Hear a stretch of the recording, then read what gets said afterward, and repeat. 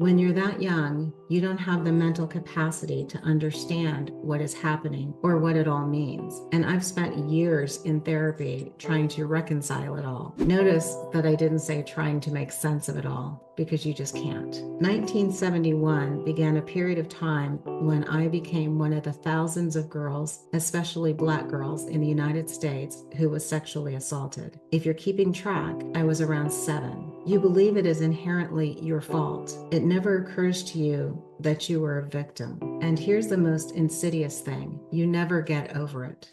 Hi, and welcome back. Today I am reading from chapter 1, although we've had a couple of readings. I know it seems like, how can we only be at chapter 1? But this one is chapter 1, and it's called This Is Me. And as you know, I start most of my chapters, or all of them, with a quote. I can be changed by what happens to me, but I refuse to be reduced by it. Maya Angelou. Statistics have been presence in my life from the day I came into this world. I was born in Oakland, California.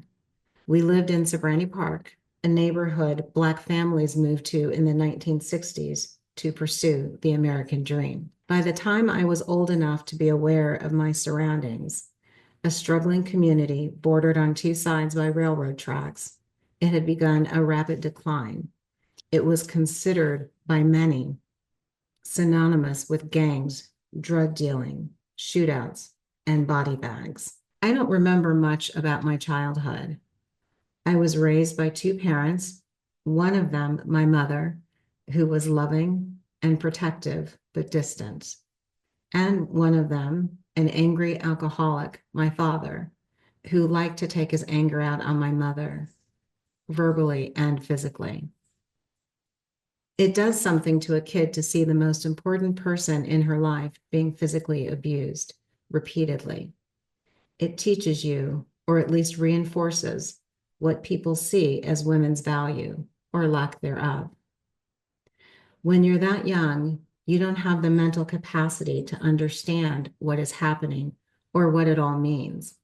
And I've spent years in therapy trying to reconcile it all. Notice that I didn't say trying to make sense of it all, because you just can't. 1971 began a period of time when I became one of the thousands of girls, especially Black girls in the United States, who was sexually assaulted. If you're keeping track, I was around 7. You believe it is inherently your fault. It never occurs to you that you were a victim. And here's the most insidious thing: you never get over it. The aggressors go on with their lives, but you always carry that burden and fear. In 1981, I beat the odds by becoming the first and only person in my family to go to college. And I worked 2 and sometimes 3 jobs to be there. They were good jobs, except for the few months I spent dancing in a suspended cage. Hey, it was the 80s. It was cool then. And yes, I kept my clothes on. There were other statistics ahead that I could have never anticipated too. I became a statistical anomaly, an outlier, the first Black this and the first Black female that. I've been complimented for being articulate, as though that is an accomplishment, and for being non-threatening. I'm 5'6"-ish and 135 pounds. I didn't break 100 pounds until I was 23. So how threatening could I be? My first executive job came in the 1990s when I was promoted to vice president of corporate communications and an officer of a multi-billion-dollar company. I was the first Black female executive there. It was isolating, being the one and only.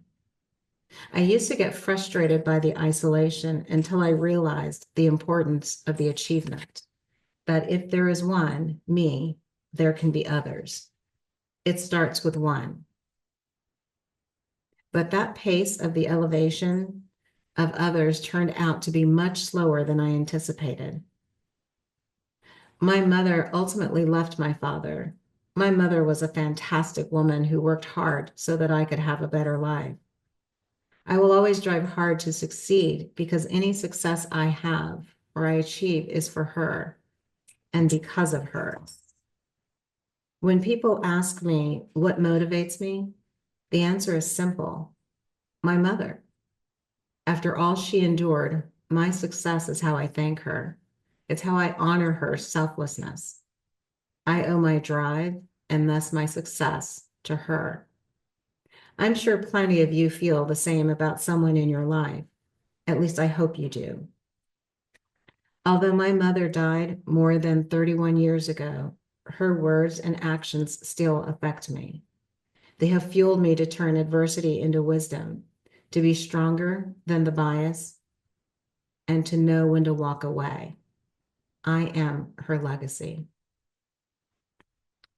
In 2017, according to the American Cancer Society, I was one of 316,120 women diagnosed with breast cancer.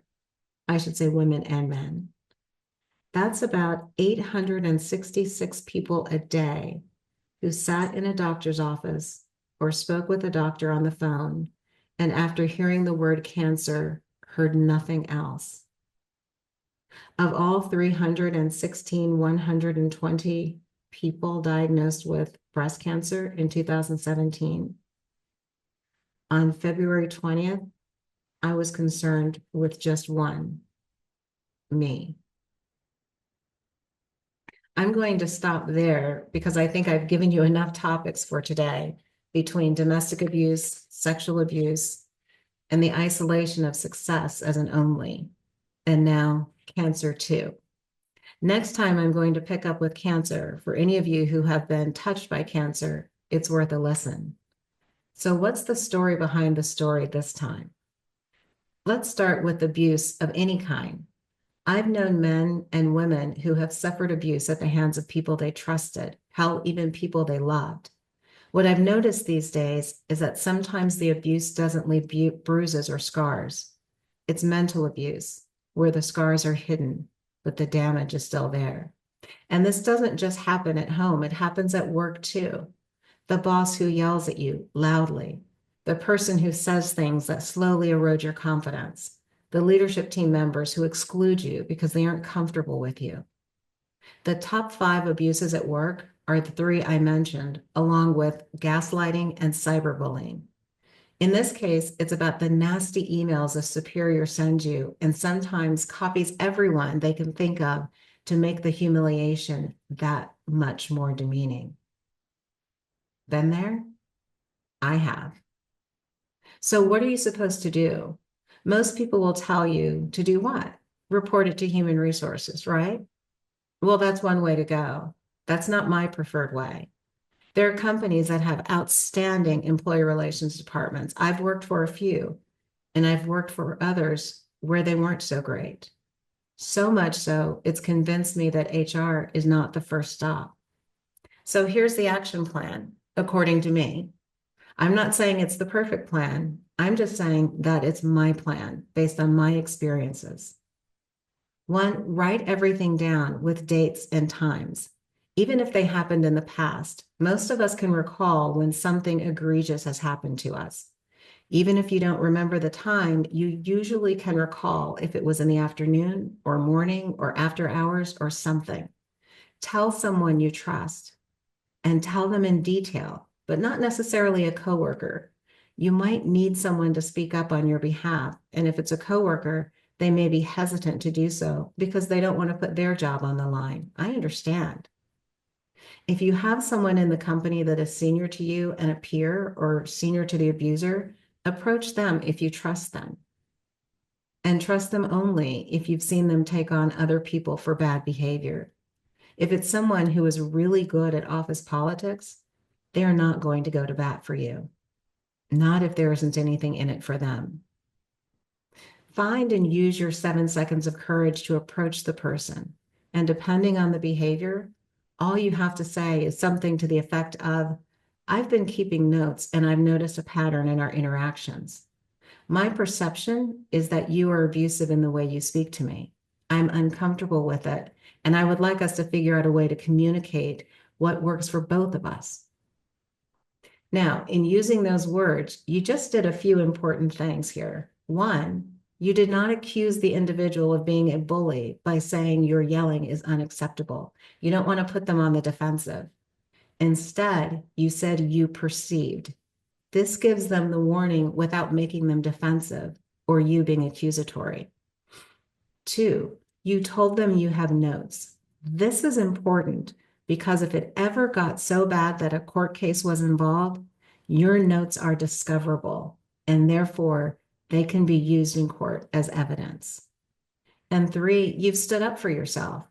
Remember, every day you are teaching people how to treat you, which means every time you let them get away with something, whether this is in your personal or professional life, you are teaching them that it's okay. And that's not okay. Now, one final word about my comments regarding HR. And I mean no offense to HR professionals, but when all is said and done, I believe it's HR's job to make sure an employee is not going to sue the company. Assuming that's the case, they're going to use every mitigation tactic they possibly can so that you or the offender does not sue them. How do I know all of this? Personal experience and one huge regret. I was once harassed in the workplace by someone senior to me who explained things to me in sexual terms. I wanted to go to HR because that seemed like the right thing to do. So I went to HR. 3 or 4 weeks later, the individual was promoted. So then I got really pissed off and I went to someone I trusted, and her words still bother me to this day.